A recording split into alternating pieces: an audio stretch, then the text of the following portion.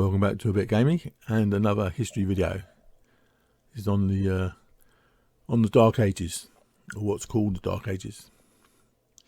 And there's a thing in kind of academic history now where they're kind of moving away from calling it that, or talking about the collapse of the Roman Empire and barbarian invasions and such. It's all part of this whole thing of a kind of I don't know what you call it. I mean, I call it a hippie version of history, but they try and move away from the fact that it's all slaughtering.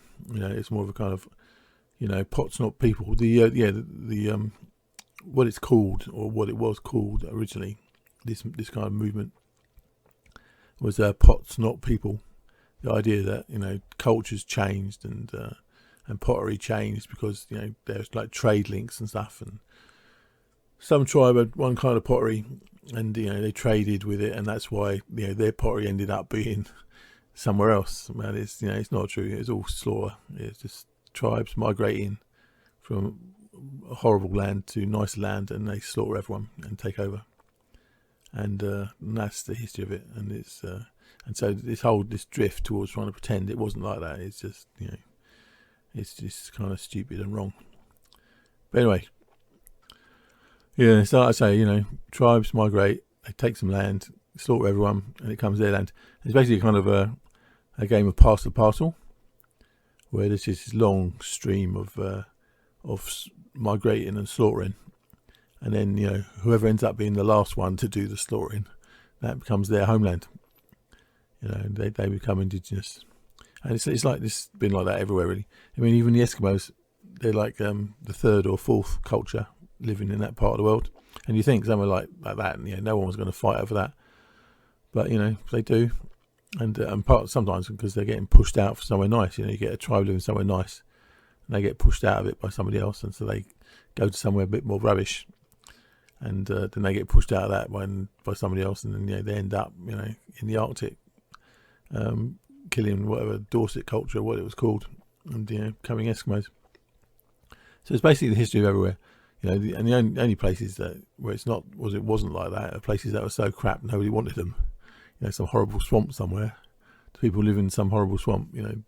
They might have been living there for like 10,000 years, but everywhere else has just been constant slaughter. There's a good. Well, it's kind of a comedy, but it's actually pretty grim, really. But it's an animated thing on YouTube of. It's a long sequence. It's set in the Middle East, so it's a long sequence of all the different kind of factions slaughtering each other for land in the Middle East, which I'll link in the thing below. But yeah, I mean, it's in the Middle East, but it's not a political comment on the Middle East. It's just you could have done the same thing for Gaul or Britain or Dacia or anywhere really. It's just a long sequence of invasions and slaughters, but it's.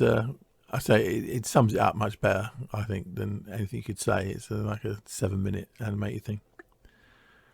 Yeah, and there's the big change really over time was again with farming and getting because if a population is quite small, then another tribe can attack them and kill everyone and take over, like completely replace the population.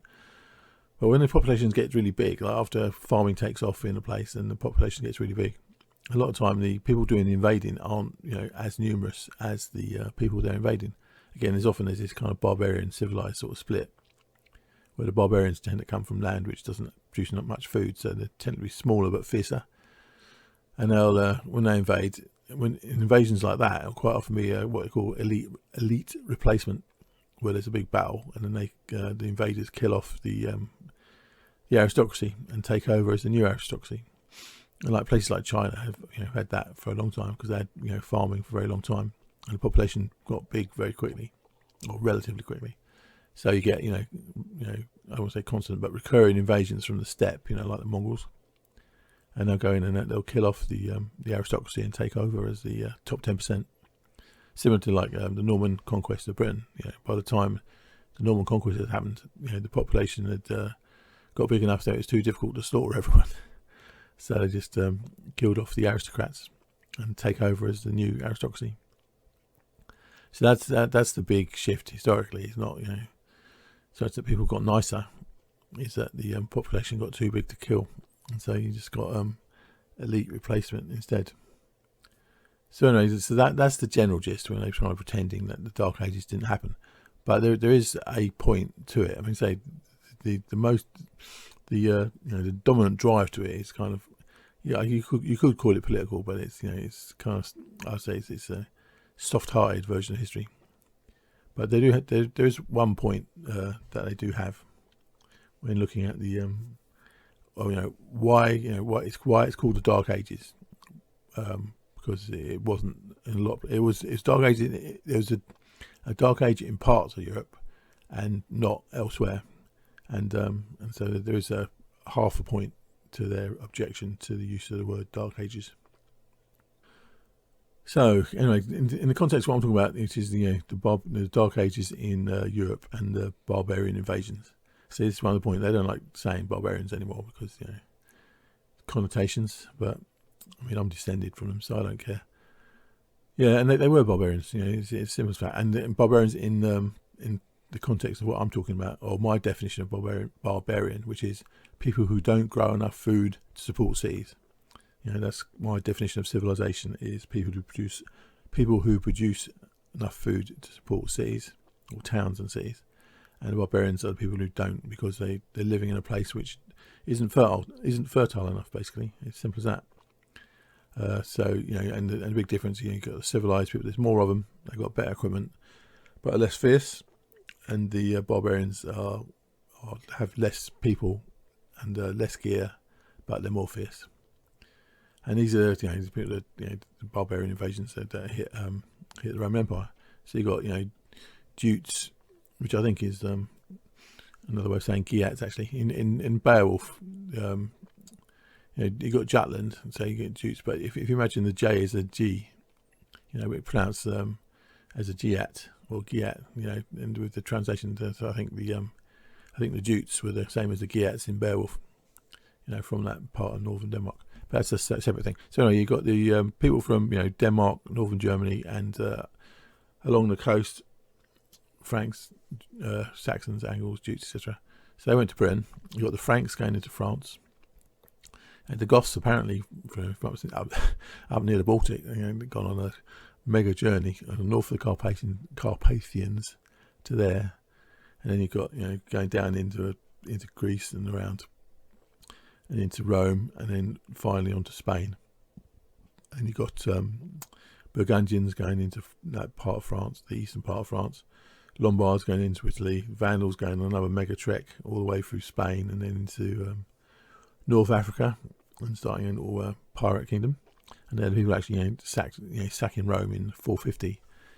That was how we got the word for being a Vandal, from the Vandals.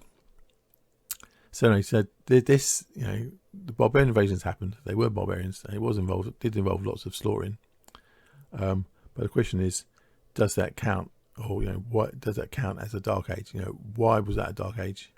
Or if it was a Dark Age, why it was a Dark Age, and where it was a Dark Age? So why it was a Dark Age in some places is because it was dudes like this, not very friendly, not very hippie. Not into kind of peace, love and understanding, just into slaughtering and taking people's land away from them. And the end result is scenes like this, where they go to a city, they burn it all down, they kill loads of people, take a lot of people as slaves, generally mess the place up in a big way. So that's why, or at least it's not entirely true. That's the kind of inciting incident that starts what gets called the Dark Ages later, is the destruction of all the towns and cities. And why would that be a thing? Why would that cause the Dark Age?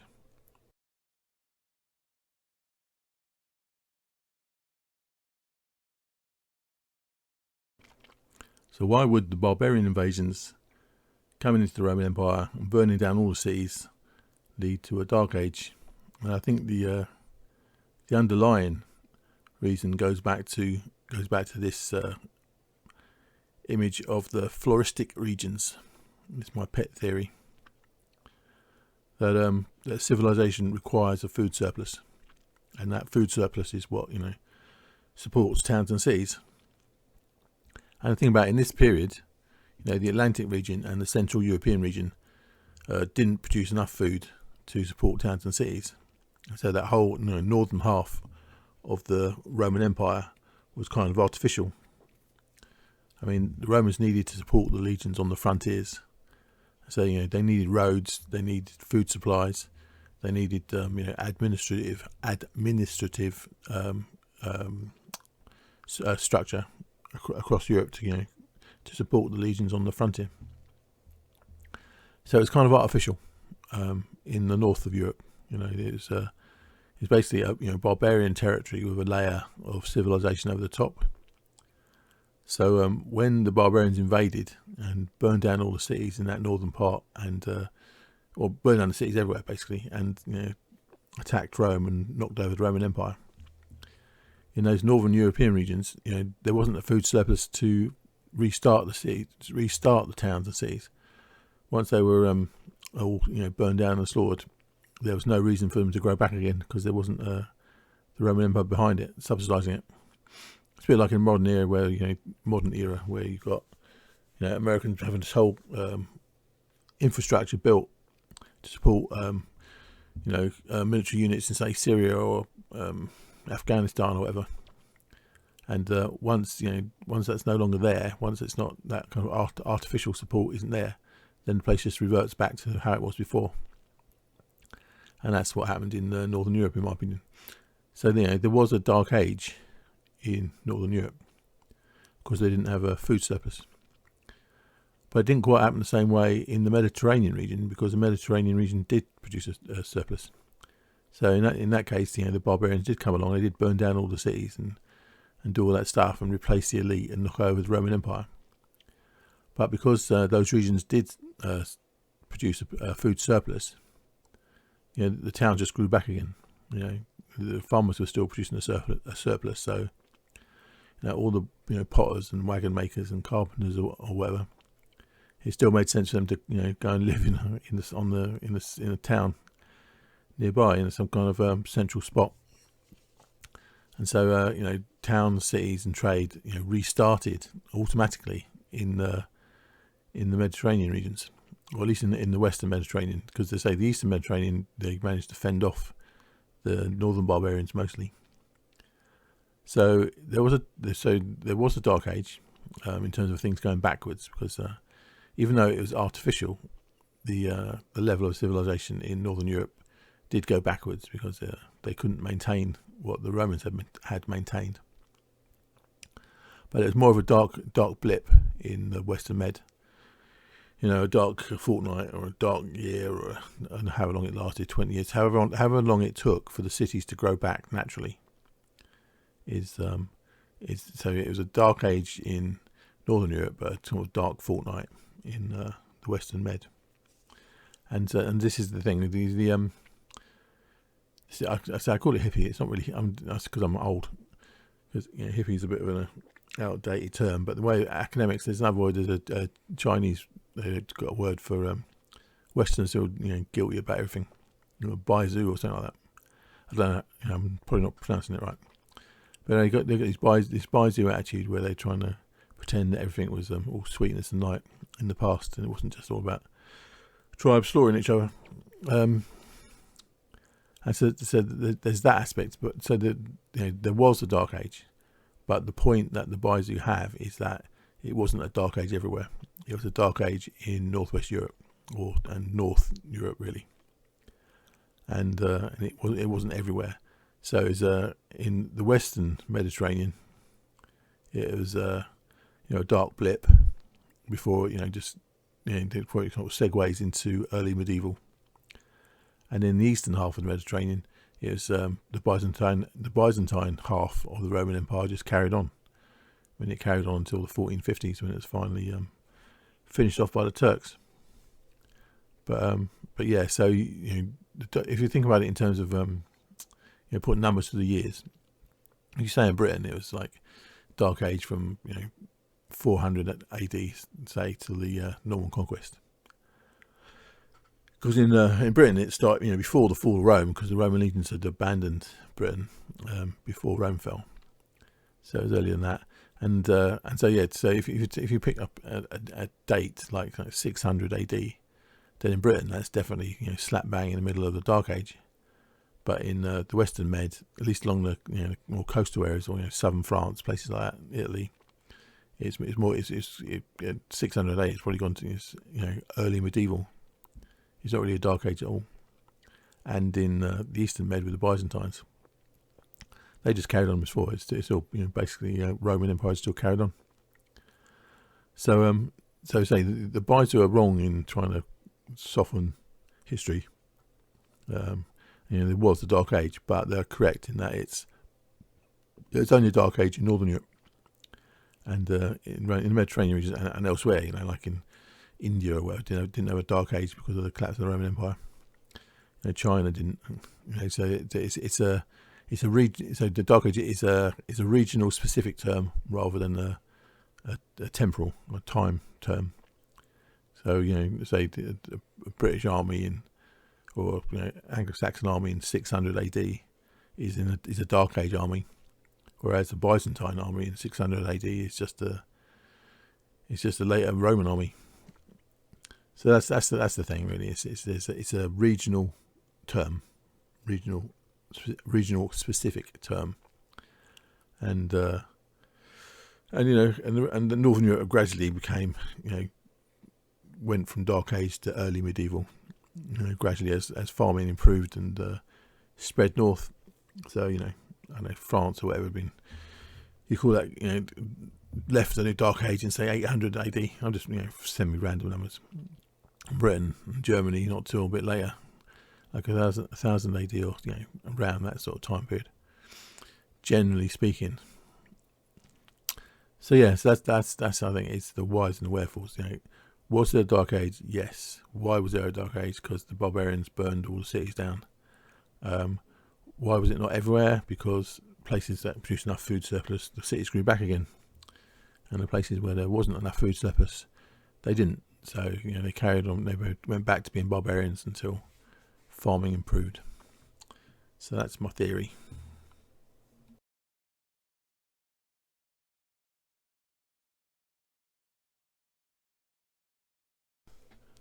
So in conclusion, this map of Europe after the Barbarian Invasions maybe give a clearer indication of my thesis. See, there's a bit in pink. I don't know if you can see it very well, but it's all the bits in pink all along North Africa, the Middle East, Anatolia, Greece, and Balkans, and even large chunks of Italy and the islands, Corsica, Sardinia, little bits in Spain, still remained part of all the pink bits, basically all part of the Byzantine Empire. That is the eastern half of the Roman Empire. So even though it was a Dark Age in northwest Europe, in the Eastern Med, it just carried on as before. It's later Roman Empire basically for a long time. I mean, eventually, a few hundred years later, the Arabs would come in and conquer North Africa and the Middle East. And you've got, Slavic expansions from this bit up in the north here, coming into the Balkans. And finally, the Turks coming in from the northeast and, gradually whittling it all down. But at least, in terms of what's generally thought of as the Dark Ages, the Byzantines, the Eastern Mediterranean, it wasn't relevant. It was later Roman Empire. And in the other parts in the Western Med, around the Lombardy, bits of southern France, and bits of Iberia, it was just an elite replacement. The Visigoths, the Lombards, the Burgundians, etc. took over from the Romans as the elite. And they burned down all the cities and towns, but they grew back again. So you got early. So if you pick a date, say like 600 AD or whatever, northwest Europe is definitely Dark Age. You've got the Angles and Saxons and that in Britain, Franks in France, all that sort of jazz. but you know, and there was definitely Dark Age there. It's early medieval in the Western Med, and still late Roman in the Eastern. So I say the critical point is there was a Dark Age. It's definitely a thing, but it's a regional thing rather than a temporal. It was a regional specific thing rather than a universal temporal thing. It wasn't like the Bronze Age or something like that, which is a different age which affected everywhere until someone figured out how to make iron weapons. But it was just a regional thing, and because of because of history, because of British Empire and the rest of it, the Dark Age as a phrase has become kind of well known. But in reality, it's really just a north and northwest European thing. Yeah, I think that's it actually. I could look to a little bit